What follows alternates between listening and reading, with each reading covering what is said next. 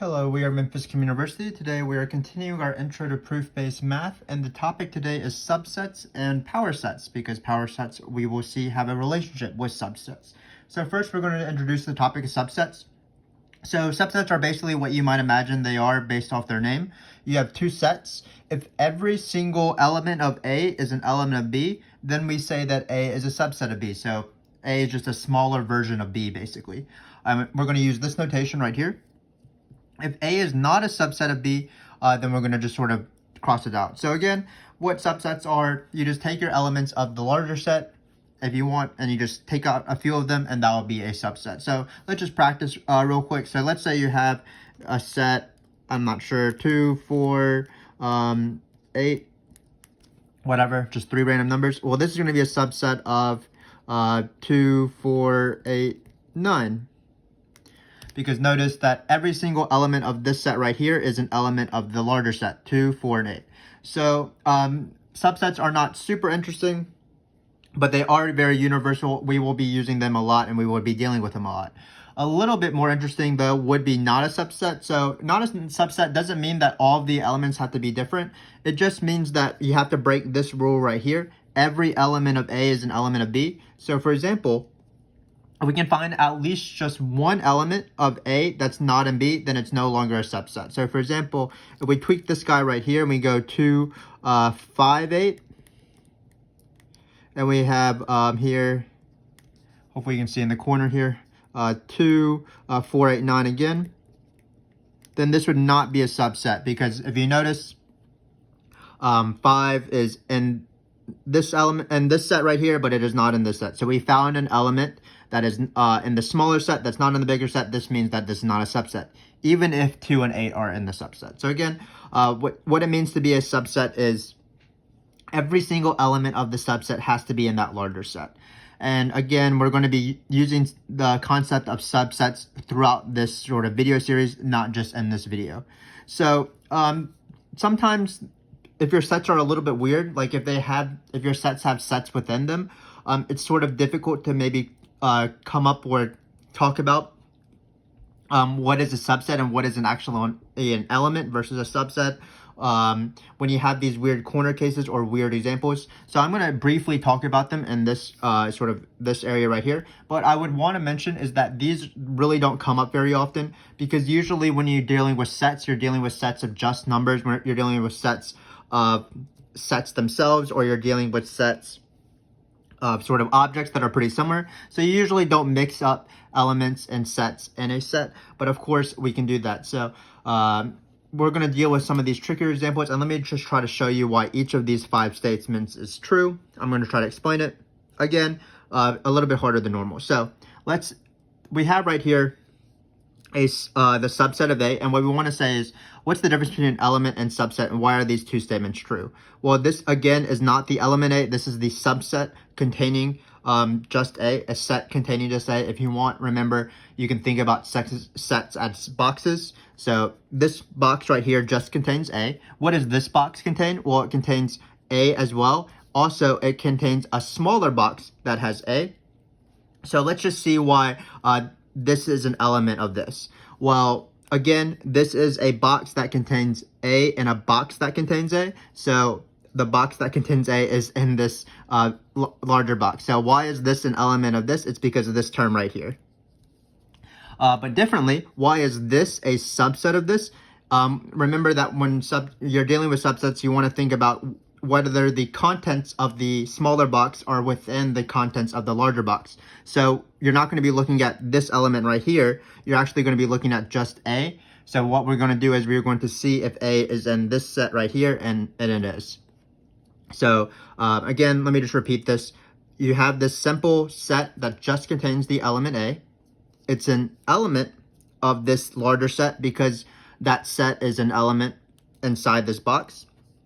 And then this set that contains just A is a subset of this guy right here, because its contents sort of matches the contents of this outer box, or this bigger box. So it's because of this element. So let's think about, again, sort of the same idea. So in this case, you have not a box of a single element A, you have a box of a set. Because remember, the integers, Z, this denotes the integers, is itself a set.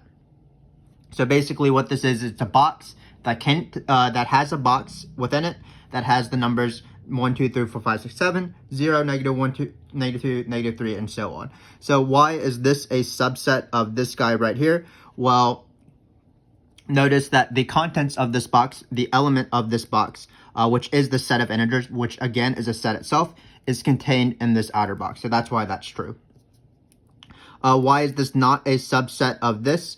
Well, if you look at this, what we would need to do is we would need to show that this guy, the elements of this guy are in this set right here. But notice the elements is the set of integers. And here, the only non-empty set is the set of integers. Because remember, Z is the set of integers itself. So this is the set of integers. So these do not match. This element, the set of integers, is not contained within this outer box. It was contained when you didn't have these braces, but now it's not. So that's why this is not a subset. So again, very tricky sort of scenarios, but they don't really happen too often, as you'll see when we do our main examples. But it's nice to go over them. Finally, why is this true? Well, again, this set right here contains the empty set and a set that contains the set of integers. This is the set of integers, so that's why this is an element of this guy right here, because this is part of the set.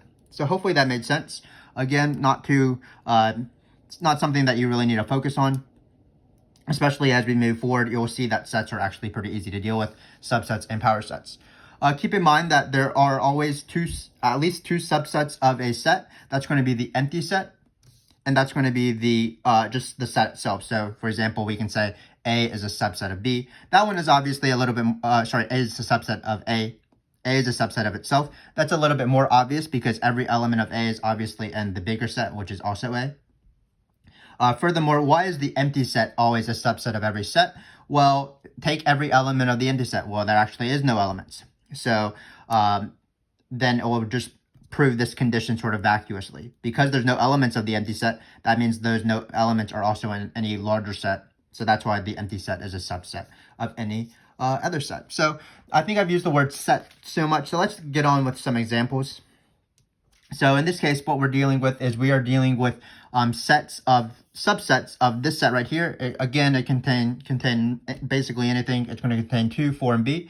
And what we want to do is we want to sort of find the subsets that have cardinality less than or equal to 1, meaning that the cardinality has to be either 0 or 1, meaning that it has to be either the empty set. So we can just start. So which ones have the cardinality equal to 0? That's just going to be the empty set. And then which ones have cardinality equal to 1?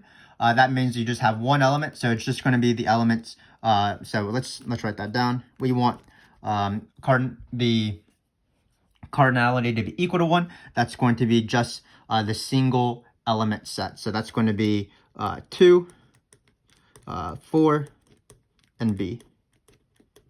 Finally, we can write this out using set notation. So we're going to put this still within braces because this is just the set of subsets whose cardinality is less than or equal to 1. So we're just going to include these 4 elements and we are done. So it's this guy,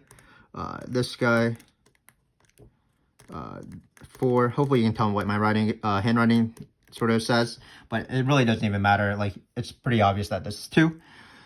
Keep in mind that if you wanted to practice, you can find the cardinality of those subsets that equal 2. That'd be 2 and 4. That'd be 2 and B, and also 4 and B.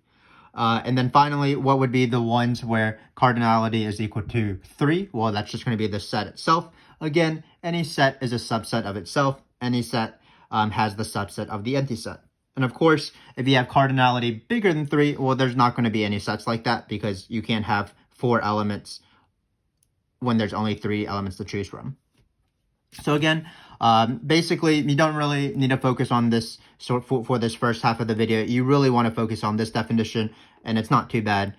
You have 2 sets. Every element of the smaller set has to be an element of the bigger set, and then we would say A is a subset of B. So let's move on. So we have a really similar sort of definition here, and our definition is going to be power sets. So power sets are, you take a set A, just like normal. what we do is we find the subsets of A, we list out all the subsets, and we form a new subset called the power set. So the power set is a set of the subsets of A. So we denote it as this fancy little cursive P, and this P of A equals all the subsets of A. So for example, in this first, when we were doing this, we were listing out all the examples. So the power set would not only be these four guys right here, but it would be the ones we verbally said. Also 2, 4, 4, B, 2, B, and finally x itself, or not x itself, but 2, 4, B. And then one little fact, remember that this means cardinality. So the cardinality of the power set of A, which means that, what does this mean as well? This means how many subsets does a set A have if A is finite? Well, it's just going to be 2 to the cardinality of A. If you want to think about it, what happens is that you have a choice for every single element of A. So let's say A was just element 2, 4, and B. Well, you have 2 choices for each of these elements. Either 2 is in the subset or 2 is not in the subset. Same thing with 4. Either 4 is in the subset or 4 is not in the subset. And then finally, if for B, B is in the subset or B is in the not in the subset. So you have 2 choices for each one. So what you do is, if you want to count the total number of possibilities of the subsets, for each one you have to there's 2 possibilities, either that element is in the set or not in the set. So what you're going to do is you're going to raise 2 to however many elements you have in the subset. That's 2 to the cardinality of A. And that is why this is true. If you want, you can, this is sort of a preview of counting. Counting is pretty hard, and you'll see that we count things later on in this video course. We count lists and count subsets, and we use things like the multiplication principle, which is what I just used. The total number of sets of this, the total number of subsets of A is 2 to the cardinality of A, 2 to the number of elements of A, because you have a choice, yes or no choice for each one. If you want to think about it as a light bulb, and you have like 10 different switches, and you can either turn one off, turn one on, turn one off, turn one on. What's the total number of configurations of those 10 light switches? Well, it's going to be 2 to the 10th, because you have 2 choices to either turn on, turn off that first light switch. Same thing with the second one, so it's 2 times 2 to deal with the first 2 light switches, and so on. So it'll be 2 times 2 times 2 all the way to 2 to the 10th one, and that'll be 2 to the 10th. So again, hopefully that made sense. A little brief explanation why this is true. But more importantly, let's practice doing power sets. So what we're going to do is we're going to list out the power set of this set right here. Again, what that means is that we are going to find the subsets of this set right here. And it's going to be very similar, obviously, to 2, 4, B. Maybe we can make it a little bit harder. Let's put some braces around here, but again, it doesn't really matter. So let's see what this set has. Well, this set has the element 1, the element 2, and a set within it, which happens to have 3, but we don't really care about it at all. We're never going to write 3 alone in this question, because 3 is not an element of this set. Remember that the actual element of this set is a set that contains 3, a box that contains 3. So we have 1, we have 2, and we have a box, and the box happens to have 3, but we don't really care about that. So let's start writing out the sets. So we can write it in curly braces. So this is going to be the set of subsets. First thing I like to write out is the empty set, because I like to remember that everything, every single set has a subset of the empty set. Finally, we're going to write out the 3 one element sets. So that's going to be just 1, just 2. And then keep in mind for this guy right here, it's going to have double curly braces, because we're dealing with the set that contains a set which contains 3. But again, an easier way to think about it is we just need 3 individual boxes that contains each of the 3 elements, where the third element happens to be a set itself. This is really hard to tell, but this is 3. Hopefully you can tell, and these are curly braces. So that's the first, those are the 1 element sets. So let's write out the 2 element set. So it's just going to be 1, 2, 1 this thing, 2 this thing, and then we're done. And yeah, that's 3. So it's going to be 1, 2. It's going to be 1, and then this box that contains 3. Sorry, I'm getting really confusing with my 3s and my curly braces, so hopefully I can really outline those 3s for you guys. And then finally, it's going to be 2, this thing right here. And then we have one last set to talk about, and remember that every set is a subset of itself, so this is going to be our last subset, the one that has cardinality 3, because it has 3 elements. So here we go. So that's this guy right here. Again, let me outline my 3 here to make things a little bit clearer. And then finally, we're going to close this guy. So looks like we have 6. No, I can't count. We have 8. 1, 2, 3, 4, 5, 6, 7, 8. And that is true for our formula here. Keeping in mind that we have 3 things here, 1, 2, and this set that contains 3. So 2 to the third is equal to 8. So it looks like we got all of our elements. So now let's practice Cartesian product as well as power set. So what we want to do is we want to list out the Cartesian product between this power set and this power set. So first off, what we need to do is just let's list out this power set and this power set. It shouldn't be too hard because each one has pretty few elements. So this one has 2 elements. It has the set of the reals and the set of the natural numbers. This one, of course, has the set of the integers. So when you have the set of the reals and the set of the natural numbers, that's going to be 2 things. Remember that, for example, 1, 2, 3, 4, 5, these are not elements of this set because we're dealing with the set of the natural numbers. Same thing here, 0 is not an element of this set. 0 is an integer, but that is within the box, so that we have a box that contains a box of the integers. So in this case, we only have 2 things. So for example, our power set is only going to have 2 to the 2, which is 4 elements, so it's not too bad. And then this one will be even easier. This one only has 1 element in it, so it's going to have only 2 to the 1, which is 2. So if you want, you can already write this down. What's the power set of this? Well, if it's a 1 element set, it's only going to be the empty set in itself. So it's going to be this and this. Sorry, my curly braces have sort of devolved into chaos, but hopefully that is not too bad. Again, this is just the power set. This is the set of subsets of this set right here, the empty set and itself. Again, this is not going to be too bad. What's going to be this guy right here? Well, you're going to have the empty set as well.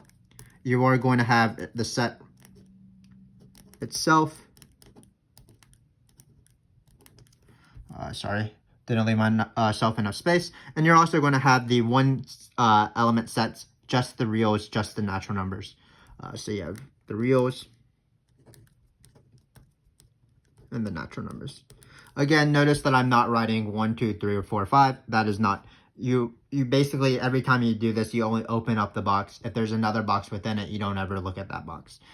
You're just looking at the contents of your outer box. So now that we've written like this, that was sort of this lesson, the power rule set lesson. So now we're just writing the Cartesian product. And remember, the Cartesian product works is you take an element of this set, you take an element of this set, and then you sort of write them in quarter points. So we're ready for this. So it's going to be quite long. It's going to be, remember that this formula is 4 times 2. So there's going to be 8 elements. So not too bad, actually. So it's going to be this empty set with empty set, because you choose, I'm going to choose the first element. You can list these in any order, but it sort of makes sense to take this one, do these 2, take this one, do these 2, take these one, do these 2, and then take this one and do these 2, where these are always the second coordinate. So it's going to be this. Sorry, my handwriting is just awful, but hopefully this makes sense. So this is the 2 elements where the empty set is the first coordinate. Now we're going to have the reals as the first coordinate. So even if this is a little bit sort of annoying, it's still nice to do and always practice. When you have these basic examples and these basic definitions, it's good to not take shortcuts and sort of list everything out so that you can better understand things when everything is presented for you. So let's keep going. So it looks like we have these 4 things. Now we're going to do where the first coordinate is this, and then we'll do the first coordinate this. So we're going to have, sorry, I forgot my curly braces, with the empty set. Then we do this. So that's 2.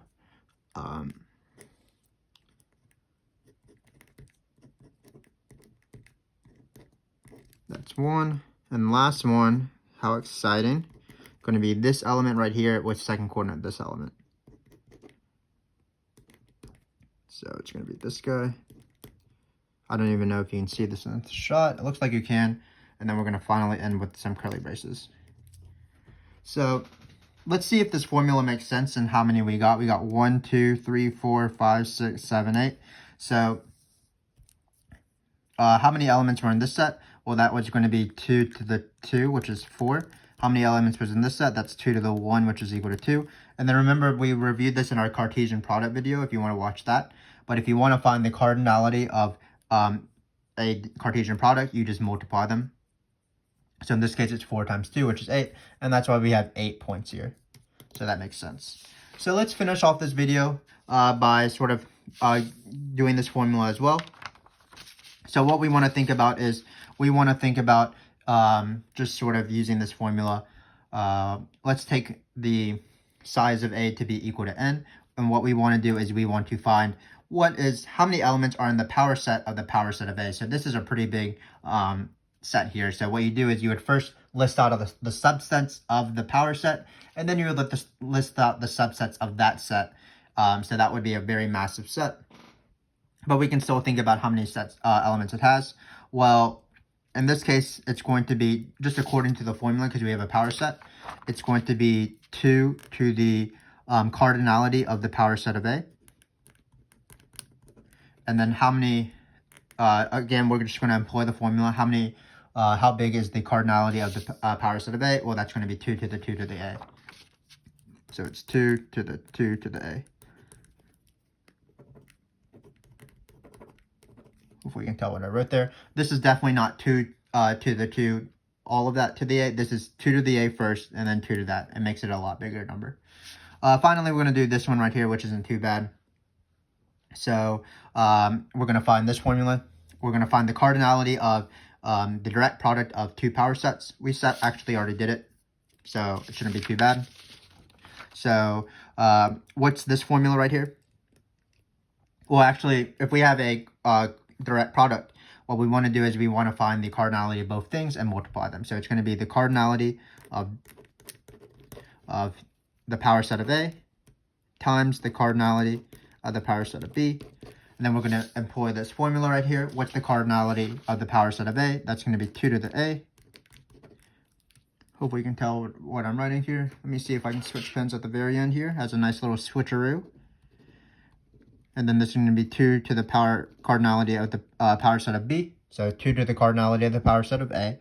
2 times the cardinality of B. Not the power set of A. It's just 2 to the cardinality of A. Getting too used to saying the word power sets and cardinality, and it gets a little confusing. But to end this, this is 2 to the n times 2 to the n. And remember that exponent rule is addition. So it's 2 to the n plus n when you're simplifying. So hopefully this video has been useful for you. Again, if you continue watching our series, we definitely appreciate that as you support our channel. But subsets and power sets are going to be sort of universal as we go through this.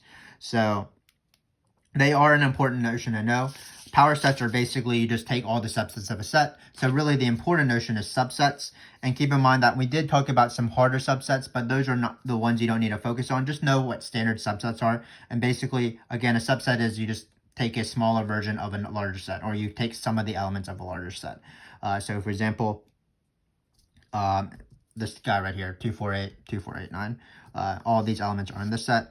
If you have at least one element in the smaller set that's not in the bigger set, it is not a subset. So for example, this 5 here. And we were able to practice sort of cardinality rules, which is always sort of a lovely process. But you'll see that subsets are pretty important. For example, when we start actually doing proofs in the future, we will have proofs that involve just sets, which will involve really subsets. So be on the lookout for that. But before we do that, we do need to talk about sets a little bit more. So our next few videos are about unions, for example, intersections, complements, differences, things like that. So be on the lookout for that. And hopefully I will see you then when you watch that video. But thanks again for watching as normal, and I wish you a good night.